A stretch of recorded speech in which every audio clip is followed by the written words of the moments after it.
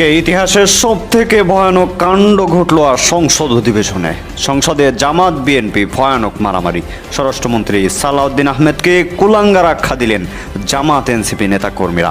রণক্ষেত্রে উত্তল সংসদ এলাকা ঘটতে যাচ্ছে আরো ভয়ানক কিছু। অর্ডার অর্ডার অর্ডার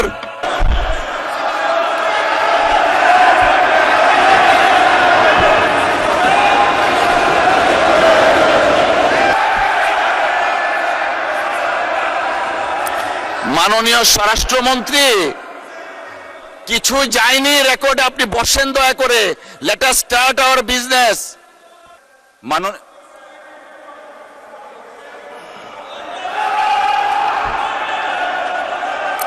দর্শক, সংসদ তৈরি হওয়ার পর থেকে নিয়ে এমন ঘটনা বাংলাদেশে আর কখনো ঘটেনি। হয়তোবা আপনাদের চোখে পড়িনি, আমার চোখেও পড়িনি। দর্শক, সংসদ অধিবেশনে রীতিমতো হাতাহাতির পর্যায়ে যখন চলে গিয়েছে, তখন আর এই বিষয়টি ছোট নেই।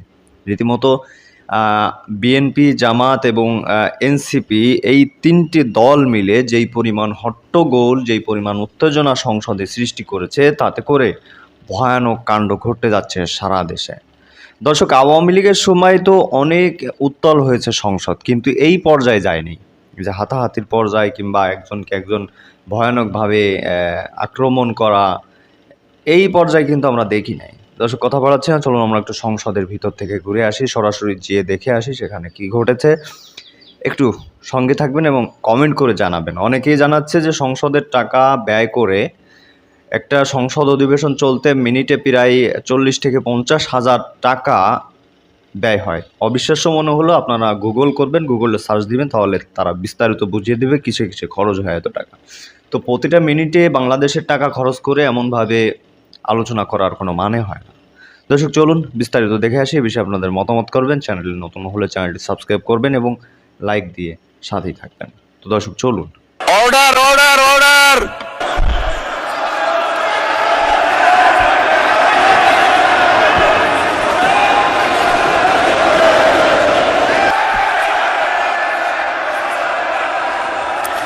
মাননীয় স্বরাষ্ট্রমন্ত্রী, কিছু যায়নি রেকর্ডে, আপনি বসেন দয়া করে। Let us start our business.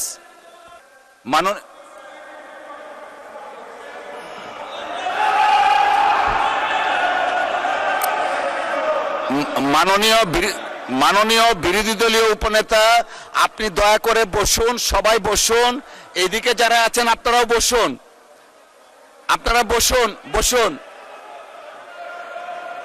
বসুন। মাননীয় উপনেতা, আমি কিছু বলতে চাচ্ছি, আমাকে বলার সুযোগ দেন। সবাই বসুন দয়া করে। আমি মনে করি স্বরাষ্ট্রমন্ত্রী এটা উইথড্র করা উচিত, অথবা আপনি এটাকে এক্সপান্ড করা উচিত, কারণ এছাড়া ছবি আমাদের কাছে আছে। মাননীয় সদস্য, আপনি একটু বসেন, আমাকে একটু বলার সুযোগ দেন। জি, না না, এটা দেখতে খারাপ দেখা যায়, আপনি একটু বসুন প্লিজ। টেক ইউর সিট, বসেন আপনি। আমরা সিস্টেমটা রাখি। মাননীয় সদস্য, আপনিও বসেন।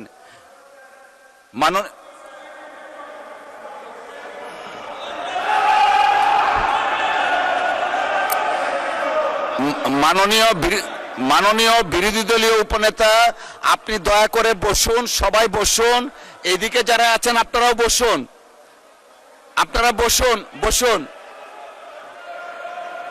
বসুন।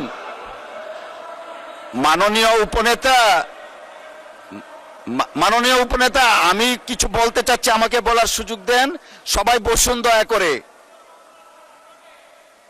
মাননীয় উপনেতা, আপনি বসুন, সবাইকে বসুন please. Take your seat everyone. বসেন বসেন। আচ্ছা, ঠিক আছে, বসেন বসেন, সবাই বসেন দয়া করে। সদস্য, আপনি বসেন। জি, মাননীয় স্বরাষ্ট্রমন্ত্রী, আপনিও বসেন, বসেন সকলেই। জি, মাননীয় সদস্য, আপনিও দয়া করে বসুন। মাননীয় সদস্যবৃন্দ, আসলে এটা আমাদের দেশের সর্বোচ্চ জায়গা এটা। আমরা সবাই দায়িত্বশীলতার পরিচয় দিব।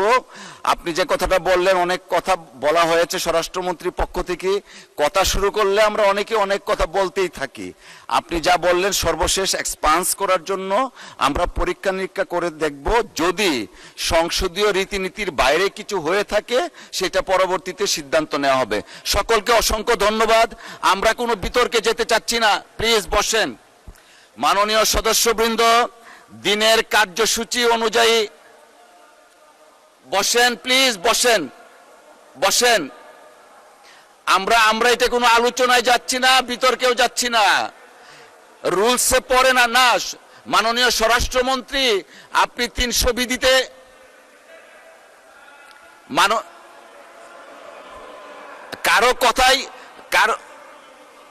কারো কথাই শোনা যাচ্ছে না। আপনারা বসেন, একটু পরে বসবেন, একটু পরে আপনি বসেন। 300 বিধিতে বক্তব্য দেওয়ার পর এই ব্যাপারে কোনো কোশ্চেন করা যায় না। আমাকে শেষ করতে দেন। যেহেতু বিরোধী দলের নেতা নেই, উপনেতা হিসাবে উনি দাঁড়িয়েছেন, প্রিভিলেজটা আমরা দিয়েছি। উনি যে বক্তব্য রেখেছেন সেটার প্রেক্ষিতে আমি রুলিং দিয়েছি যে যদি মাননীয় স্বরাষ্ট্রমন্ত্রীর কোনো বক্তব্যে অসংসদীয় কিছু থাকে পরীক্ষা নিরীক্ষার পর সিদ্ধান্ত দেওয়া হবে। সবাই দয়া করে বসেন, আমরা দিনের কার্যসূচিতে যাচ্ছি। মাননীয় সদস্যবৃন্দ, দিনের কার্যসূচি অনুযায়ী এখন 2025 এটা পরে 2025-26 অর্থ বৎসরের সম্পূরক বাজেট সম্পর্কে সাধারণ আলোচনা অনুষ্ঠান হবে। না না, রেকর্ডে যায়নি, আমি তো বলেছি। আপনি বসেন, বসেন, মাননীয় মন্ত্রী বসেন, সকলেই বসেন।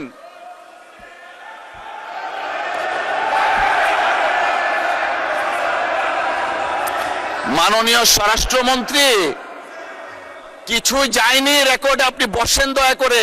Let us start our business.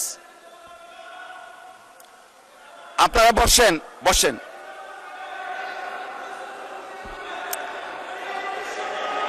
আমি রুলিং দিয়েছি।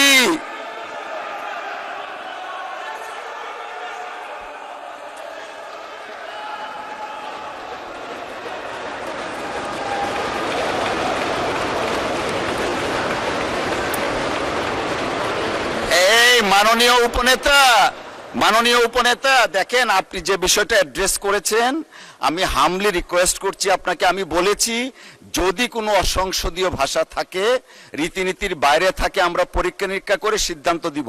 এখন আমরা দিনের কার্যসূচিতে যাচ্ছি, কাউকে কোনো কিছু দিচ্ছি না। বসেন।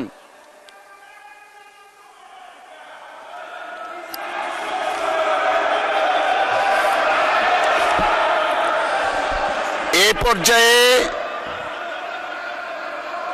ত্রয়োদশ, বসেন দয়া করে। আমি দেইনি, উনাকে ফ্লোর দেইনি।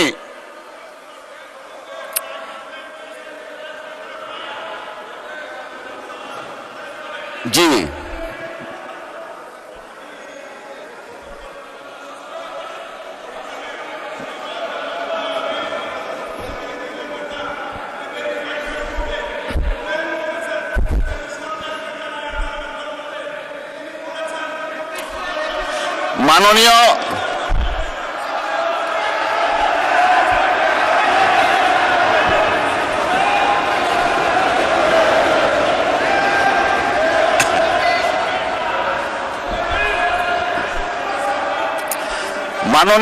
মাননীয় সদস্যবৃন্দ, আপনারা বসেন, বসেন। মাননীয় স্বরাষ্ট্রমন্ত্রী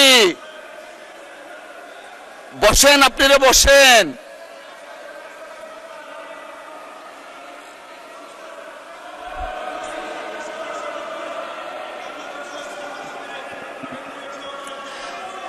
মাননীয় স্বরাষ্ট্রমন্ত্রী, আপনার কোনো কথাই শুনতে পাচ্ছি না, আপনি বসেন।